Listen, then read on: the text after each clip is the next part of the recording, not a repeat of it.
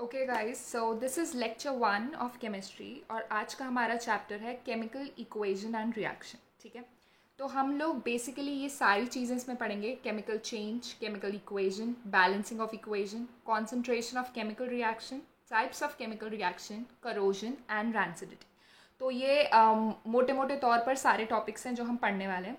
तो हम first topic जो अपना स्टार्ट करें, it is physical and chemical changes. इसके बारे में आप लोगों को पता है, you have studied this in class 9th। तो एक बार रिपीट कर लेते हैं कि ये चीज़ें होती क्या है। ऑलराइट,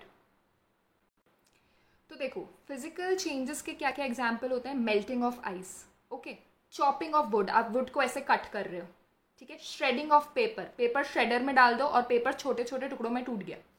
तो फिजिकल चेंजेस में होता क्या है, कॉन्स्टिट्यूएंट्स चेंज नहीं हो रहे, ठीक है, बस एक फॉर्म से दूसरे फॉर्म में जा रही है वो चीज़। इसमें कोई भी एनर्जी इन्वॉल्व नहीं है, ना ही वो अब्जॉर्ब हो रही है, ना ही वो बाहर निकल रही है। ओके, जबकि अगर हम केमिकल चेंजेस की बात करते हैं, जैसे बर्निंग ऑफ वुड, पहली बात तो ये इरिवर्सिबल होते हैं, वापस से आप इन्हें नहीं लेके आ सकते, ठीक है। Mixing of vinegar, this is basically a chemical reaction जो आपको एक नया प्रोडक्ट देता है, ठीक है। तो अगर हमको कैरेक्टरिस्टिक्स की बारे में बात करना तो वो हम करते हैं। तो अगर हमें दोनों को कंपेयर करना हो तो सबसे पहले फिजिकल में क्या होता है, it is a change in which a new substance is formed. New substance बहुत इंपॉर्टेंट है, ठीक है, sorry, in which a new substance is not formed, okay.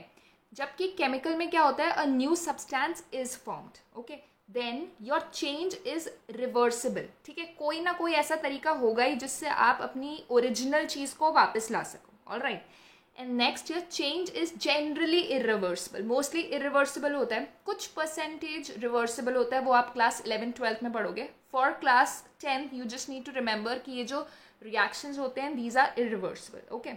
Then physical में properties of constituents are retained. इसका मतलब क्या है कि जब आपने दो चीज़ों को सिंपली मिक्स किया है, ठीक है, सपोज अलग अलग तरीके के नमकीन मिक्स कर ली, अब जब आप उन्हें खाओगे तो आपको पता चलेगा कि हाँ यार इसमें ये मीठी नमकीन है या इसमें ये तीखी वाली है। मतलब आपको हर एक कॉन्स्टिट्यूएंट की प्रॉपर्टी अलग से मतलब पहचान पाओगे आप। जबकि सपोज आपने चाय बनाई है, जब आप चाय पियोगे तो ऐसे थोड़ी लगेगा अरे अभी शक्कर मुंह में आ गई, अच्छा पत्ती आई है, अब दूध आया है, ऐसा तो नहीं होता, ठीक है, क्योंकि एक नया प्रोडक्ट बन चुका है, दैट इज योर टी। समझ आ गया, तो एकदम कंप्लीटली नया प्रोडक्ट बन गया, तो that is a property of chemical, okay, chemical reactions. Alright, तो अगर हमको केमिकल रिएक्शंस को डिफाइन करना तो वो क्या होगा, the process of interaction of chemicals to form a new chemical. दो या दो से ज़्यादा केमिकल्स आपस में इंटरैक्ट करें, सपोज हमने H2 लिया और O2 लिया, ठीक है, तो हमारे पास जो प्रोडक्ट बनता है वो होता है वाटर, H2O। ऑलराइट, तो दो या दो से ज़्यादा केमिकल रिएक्ट कर रहे हैं और एक नया केमिकल बना रहे हैं, ओके। अब एक बहुत इंपॉर्टेंट चीज़ है that transfer of electron takes place in chemical reaction. मैंने पहले भी बताया, जब भी कोई रिएक्शन होता है, ठीक है, तो एटम में वो कौन सी चीज़ होती है जो पार्टिसिपेट करती है, इट इज़ ऑलवेज इलेक्ट्रॉन, ठीक है, क्योंकि इलेक्ट्रॉन जो होता है वो एटम के एंड में होता है, ठीक है, एकदम बाउंड्री पे होता है, तो वो उसका निकलने का चांस बहुत ईजी रहता है। बाकी जो प्रोटॉन्स है या न्यूट्रॉन्स है वो बहुत ही स्ट्रॉन्ग फोर्स से अंदर बाइंड होते हैं, ठीक है, तो वो नहीं निकल सकते हैं। इसलिए हमेशा transfer of electron will take place जब भी केमिकल रिएक्शन हो रही है, ठीक है। तो चेंज किस में आया है, उनके इलेक्ट्रॉन कॉन्स्टिट्यूशंस में आया है। All right, now the next thing is chemical equation. अब केमिकल इक्वेशन क्या होती है, it is a symbolic representation of chemical change in which both the reactant and product are expressed in terms of formula।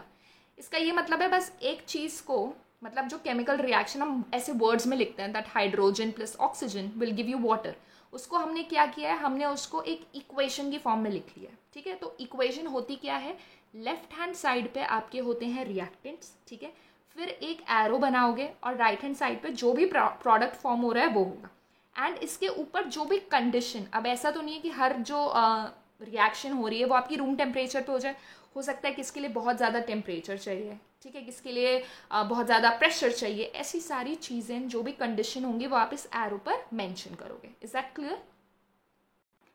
For example, calcium carbonate decomposes to calcium oxide and carbon dioxide. अब ये decompose होने का क्या मतलब होता है, ये आप आगे पढ़ोगे। डीकम्पोज होने का मतलब है टूटना, किसी एक चीज़ का दूसरे में टूटना। रिएक्शन में ऐसा नहीं है कि हमेशा दो या दो से ज़्यादा चीज़ों को मिला के एक नई चीज़ मिले, हो सकता है एक सिंगल चीज़ बहुत सारी चीज़ों में टूट रही है, दैट इज़ ऑल्सो रिएक्शन।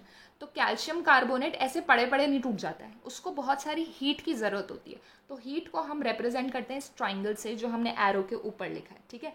तो ये ब्रेक होता है कैल्शियम ऑक्साइड में एंड कार्बन डाइऑक्साइड में, तो ये एक रिएक्शन हो गई, ओके। तो अगर अब हमें रिएक्टेंट और प्रोडक्ट को डिफाइन करना है तो वो क्या होगा? रिएक्टेंट क्या होता है?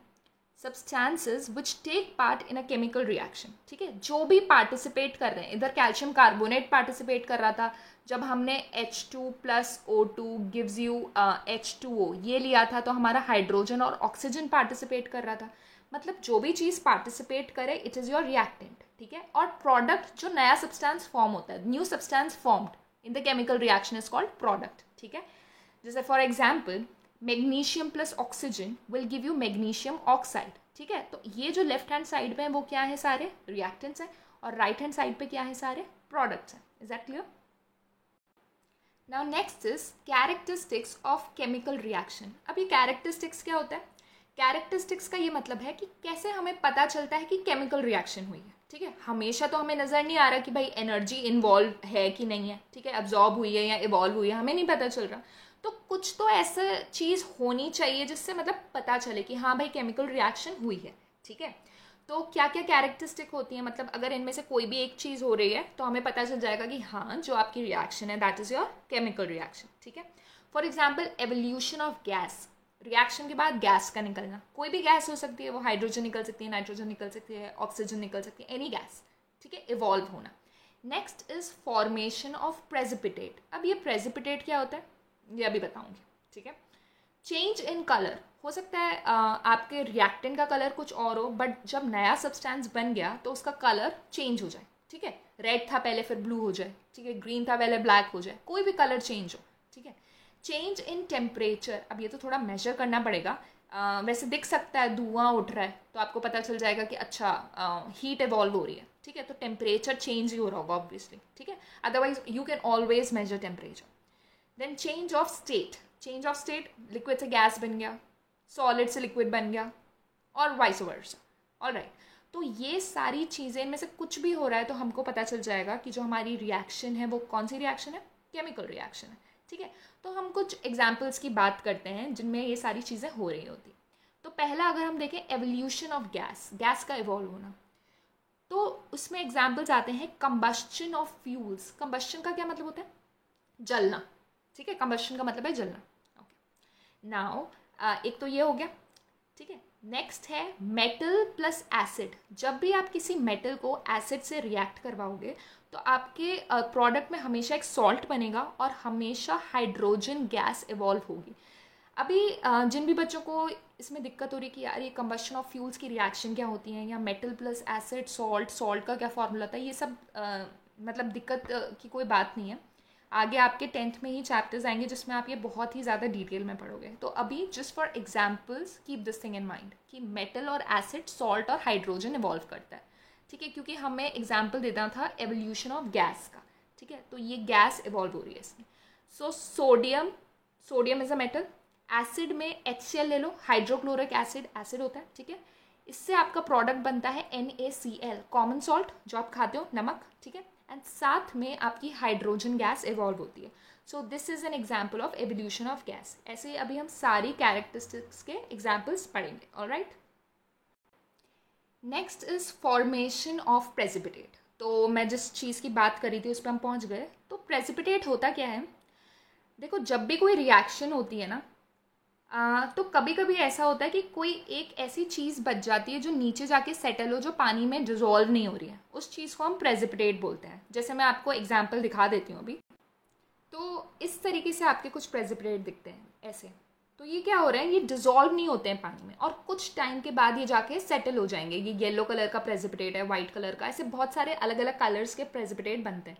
अब ये तो बहुत सुंदर सुंदर दिख रहे हैं फोटो में, इतने सुंदर नहीं दिखते हैं कुछ कुछ रिएक्शंस को छोड़ के, ठीक है। तो ये होते हैं आपके प्रेसिपिटेट। तो बहुत सारी ऐसी रिएक्शन होती हैं जिसमें आप रिएक्टेंट्स कुछ मिक्स कर रहे हो, बट एंड में यू गेट अ प्रेसिपिटेट, मतलब एक इनसॉल्युबल सा सब्सटेंस मिल रहा है। तो उससे आपको पता चल जाता है कि हाँ केमिकल रिएक्शन हुई है, ठीक है।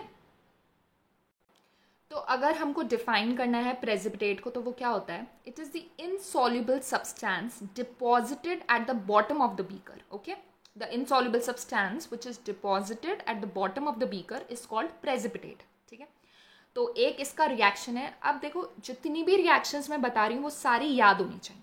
ठीक है, ऐसे तो बहुत सारी रिएक्शंस है बट जो मैंने एग्जाम्पल में दिए हैं स्पेशली वो इंपॉर्टेंट रिएक्शंस हैं. So you need to learn them by heart. Okay, तो एक रिएक्शन है बेरियम क्लोराइड प्लस Na2SO4. ठीक है, sodium sulphate gives barium sulphate and NaCl. तो इसमें जो बेरियम सल्फेट होता है वो एक वाइट प्रेसिपिटेट फॉर्म करता है और वो ऐसे नीचे जाकर सेटल हो जाता है. ठीक है, next is your change in colour. ठीक है, अगर कलर में चेंज आ गया तब भी आपको पता चल जाएगा कि वो एक केमिकल रिएक्शन हुई है. फॉर एग्जाम्पल फेरस या फेरिक, आयरन. ठीक है, आयरन बेसिकली जब कॉपर सल्फेट सोल्यूशन के साथ आप मिलाते हो, ठीक है, कॉपर सल्फेट सोल्यूशन होता है ब्लू कलर का. जब आप आयरन को कॉपर सल्फेट यानी एक ब्लू सोल्यूशन में डालते हो तो आपको एक ग्रीन सोल्यूशन मिल जाता है. तो वो ग्रीन सोल्यूशन एक्चुअली होता क्या है, वो बनता है आयरन सल्फेट प्लस कॉपर. ठीक है, तो ये जो आयरन सल्फेट होता है it is of green colour. तो चेंज ऑफ कलर हो गया तो आपको पता चल गया कि chemical reaction has taken place. Okay, now the next characteristic is change in temperature. ठीक है, टेम्परेचर चेंज हुआ तब भी पता चल गया कि केमिकल रिएक्शन हुई है. अब ये दो तरीके की होती है, one is your exothermic and one is your endothermic. देखो टेम्परेचर चेंज हो रहा है इसका ये तो मतलब नहीं कि हमेशा ज़्यादा ही होगा, हो सकता है कम हो जाए. ठीक है, तो टेम्परेचर के टर्म्स में दो रिएक्शंस होती हैं. One is exothermic. Now what do you mean by therm? ठीक है, थर्म का मतलब होता है हीट, एक्सो का मतलब बाहर निकलना.